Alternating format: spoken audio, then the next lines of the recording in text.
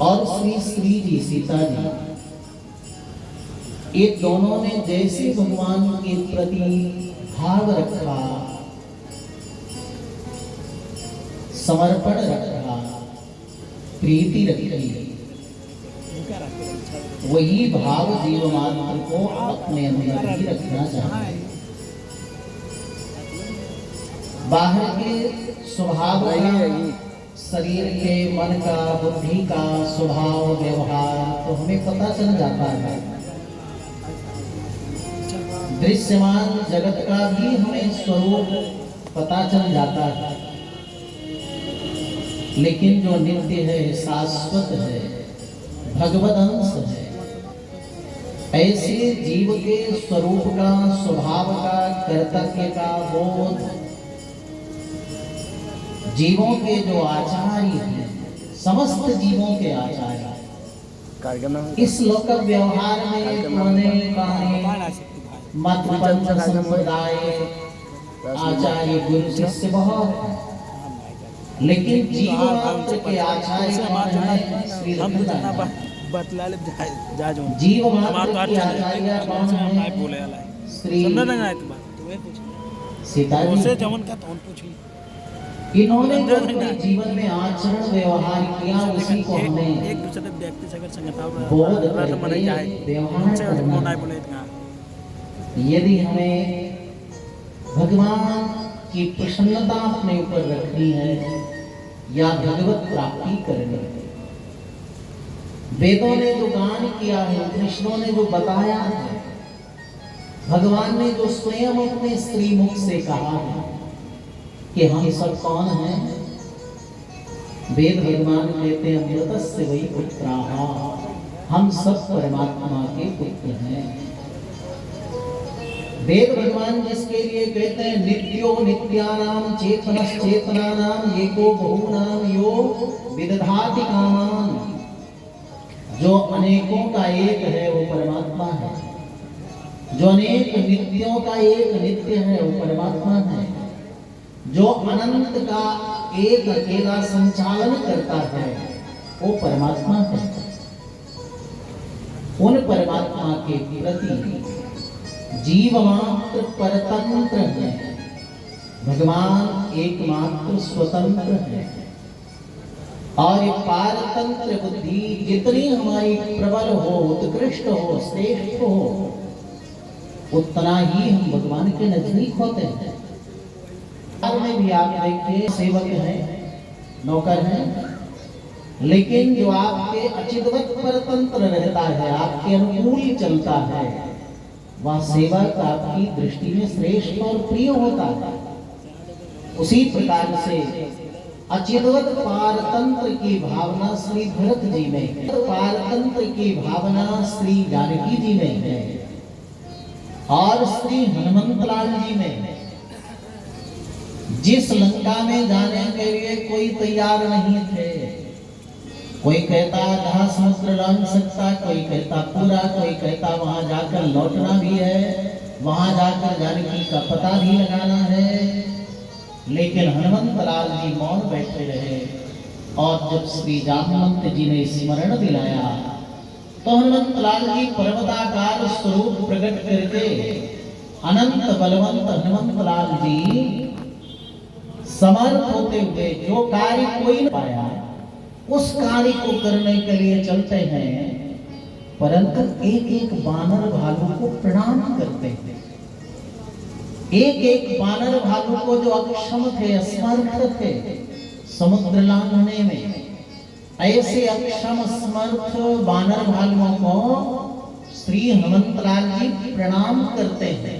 तो जामवंत जी ने बड़ी प्यारी बात कही है, वयोवृद्ध है ना, सन्नतिर्हि तवाक्षाति भविष्यत् शुभयोग्यता।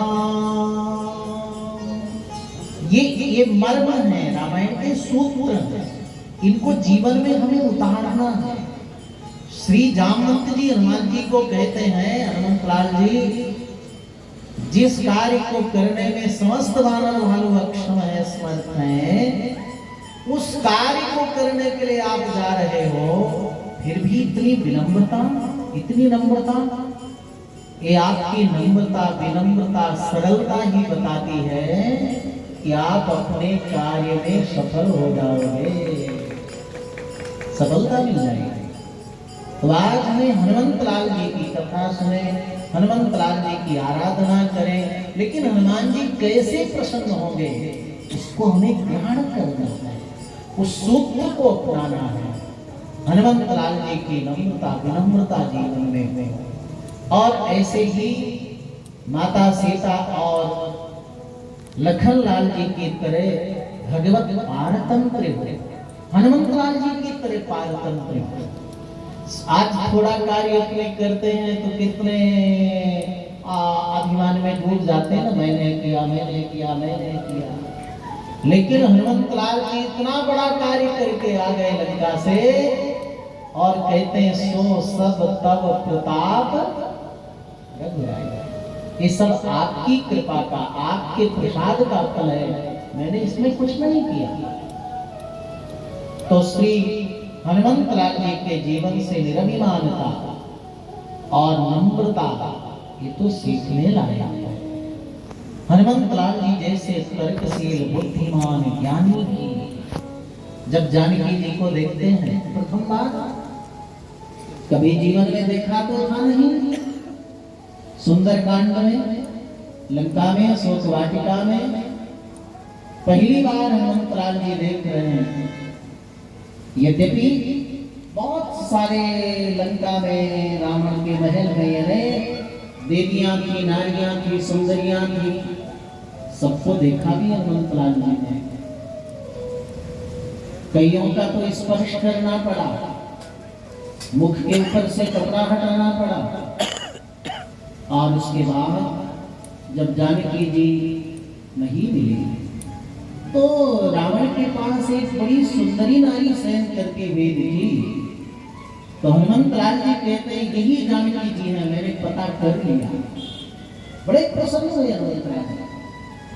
और जैसे एक वानर का स्वभाव है कि अपनी प्रसन्नता व्यक्त करता है, तो क्या करता है, किलकारी मारता है, छलांग लगाता है, उछलता कूदता है, पूंछ पटकता है। वाल्मीकि जी कहते हैं आस्फोटयामास चुचुम्बपुच्छम, अपनी पूंछ को भी चूम रहे। स्तम्भानरोहन् निपपात भूमौ निदर्शयन् स्वं प्रकृतिं कपीनाम्। कभी खंभे में चढ़ते, कभी उतरते, कभी पूंछ पटकते, कभी किलकारी मारते। मैंने जानकी जी का पता कर लिया। सोचो दृश्यमान जगत में हनुमंत लाल जी जैसे बुद्धिमताम वरिष्ठम ज्ञानी नामक गण्यम, उनकी बुद्धि भी शिथिल हो गई।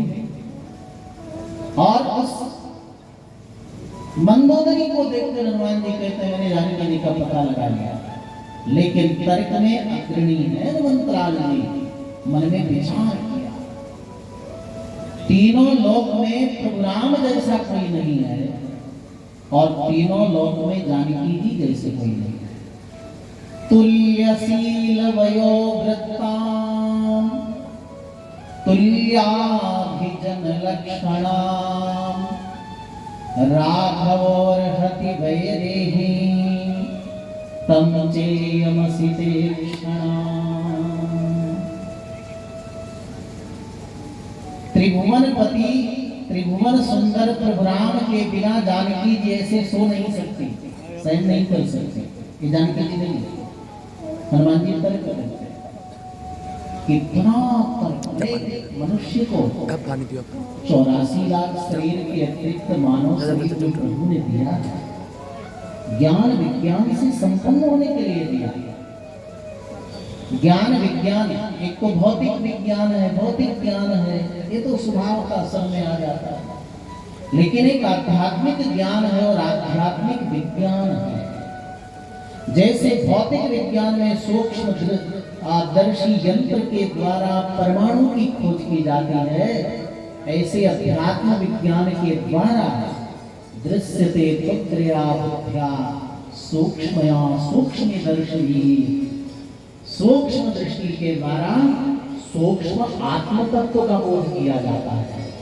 तो श्री हनुमंतलाल जी ने काय जानकारी नहीं हो कितना कष्ट किया है। फिर सोचते हैं मैं लौट करके जाऊं, बता दूं प्रभु राम को कि जानकी जी नहीं मिली, तो एक तो सारे बानर भालू मारे जाएंगे और निश्चित प्रभु राम प्राण त्याग देंगे।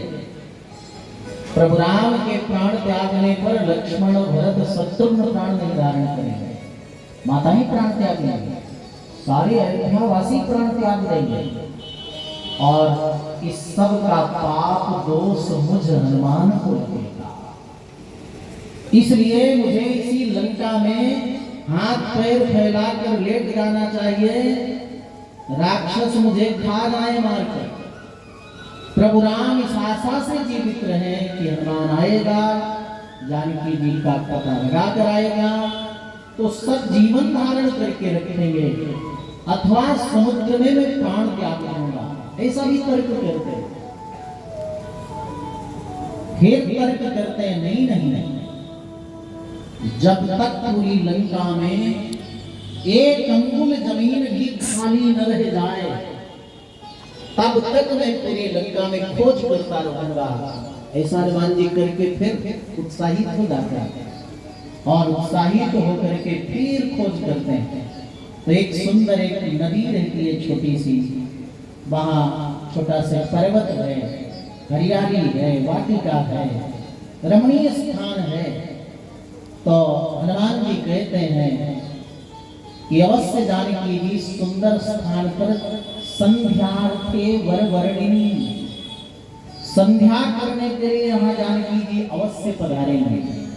अब कई लोग प्रश्न करते हैं कि जानकी जी तो नारी के रूप में थी, तो यहाँ